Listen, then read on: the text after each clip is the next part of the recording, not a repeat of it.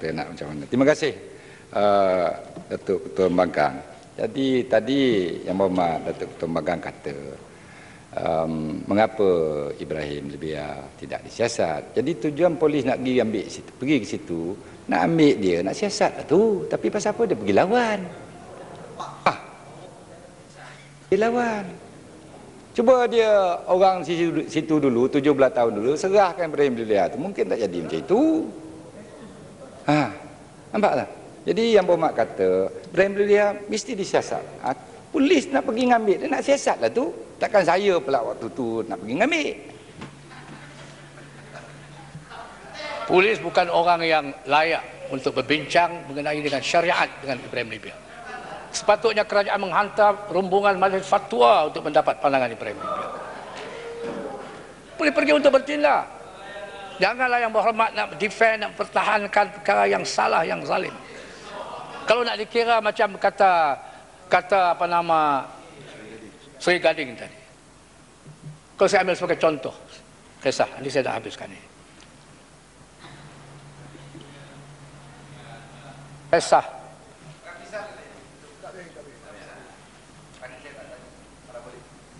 ya. Gini aja lah ya. Jadi Datuk Ketua Pembangkang melemparkan satu tuduhan andaian ya. Itu dari segi kacamata Datuk Ketua Pembangkang ya. Dan saya nak kata terang-terang, saya berdiri sini bukan nak pertahankan benda yang zalim. Kalau betul zalim, saya pun sama balun. Nampak? Saya pun sama tak bersetuju. Tapi dalam kes ini yang saya nak pergi pada fakta aja. Itu pasal saya tanya sulih-sulih lah kata orang kampung, satu-satu saya tanya. Ya. Jadi dalam kes ini sepatutnya bila polis bertindak, bagi pihak kerajaan lah betul lah, takkanlah macam mana cara kerajaan nak bertindak tu, itu atas budi bicara kebijaksanaan kerajaan. Kalau pada ketika itu nak pergi mengambil orang yang disyaki ya membuat satu-satu perkara yang boleh memudaratkan keselamatan, orang yang patut pergi ialah orang yang menjaga keselamatan. Lepas itu kalau dah diambil arwah Ibrahim Libya ni dulu, kalau nak panggil ahli majlis fatwa ke siapa yang bijaksana tak arif tentang agama, waktu itu mungkin tindakan susulan boleh dibuat. Jadi saya nak mengatakan di sini, nak melemparkan tuduhan yang begitu berat, mengatakan Ibrahim Libya itu dibunuh, itu saya payah nak terima sikit lah. Memanglah mentaliti Yang Berhormat susah nak terima. Soalnya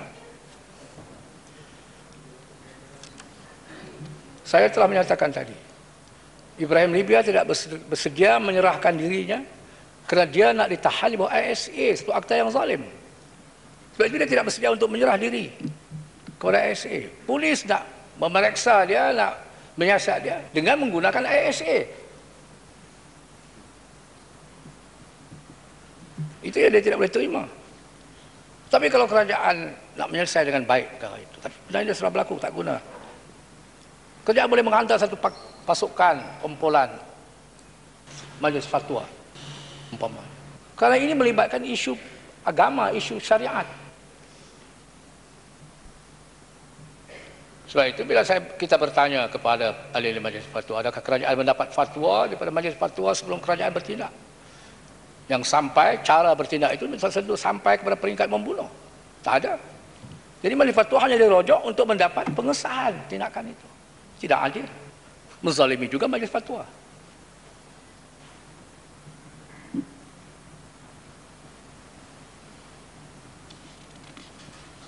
Kisah Hajjaj bin Yusuf Al-Thaqafi.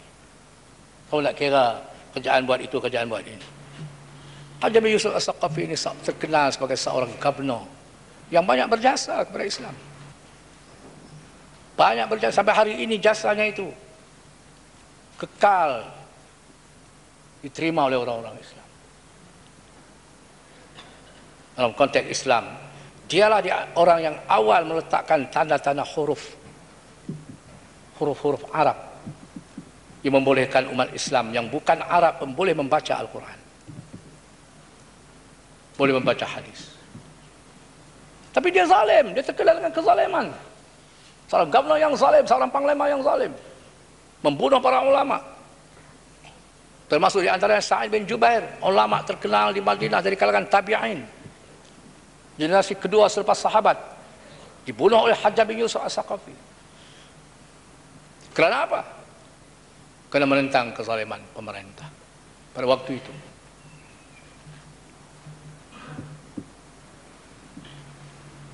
Satu hari Hajjaj bin Yusuf ketika dia nak memakai jubahnya, didapati jubahnya terkoyak.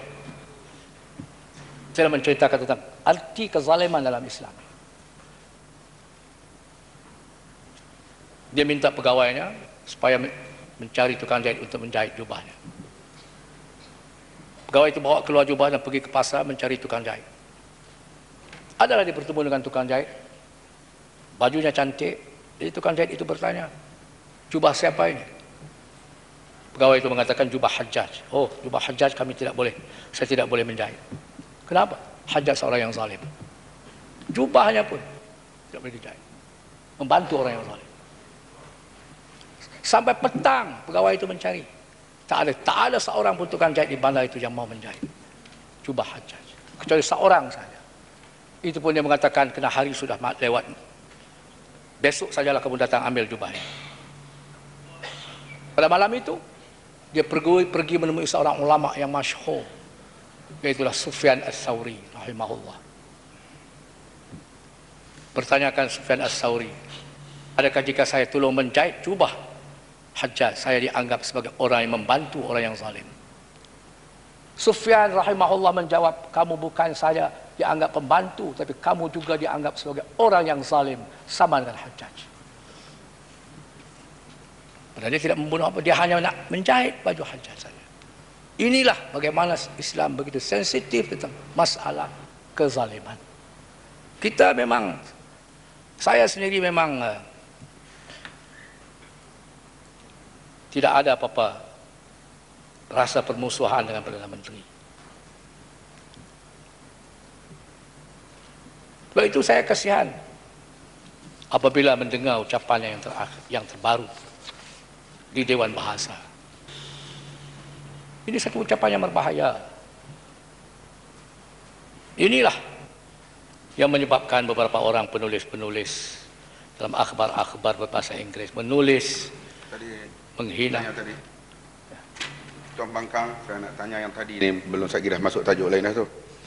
Iaitu di Rusia, di Mesir banyak menekan dan membunuh ulama. Bukankah ulama ini penghalang kepada kemajuan? Dengan membunuh ulama itu barulah Mesir maju sekarang menjadi kuasa besar dunia. Rusia dan selatan Rusia pun maju sekarang. Dengan di negeri CIS tu maju belaka. Dengan ulama ni dibunuh, ditekan, Islam ditekan, negeri itu maju kan? Jadi Pembangkang setuju atau tidak?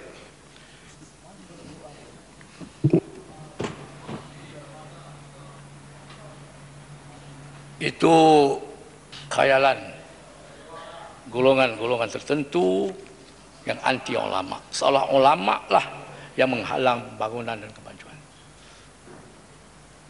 Turki yang membunuh ulama,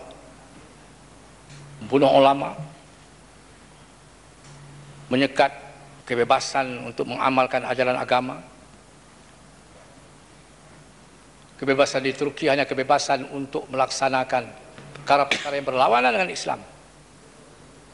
Ada wakil rakyat ahli parlimen wanita yang dipilih kerana memakai tudung, bukan saja dipecat sebagai ahli parlimen, dipecat sebagai warga negara Turki.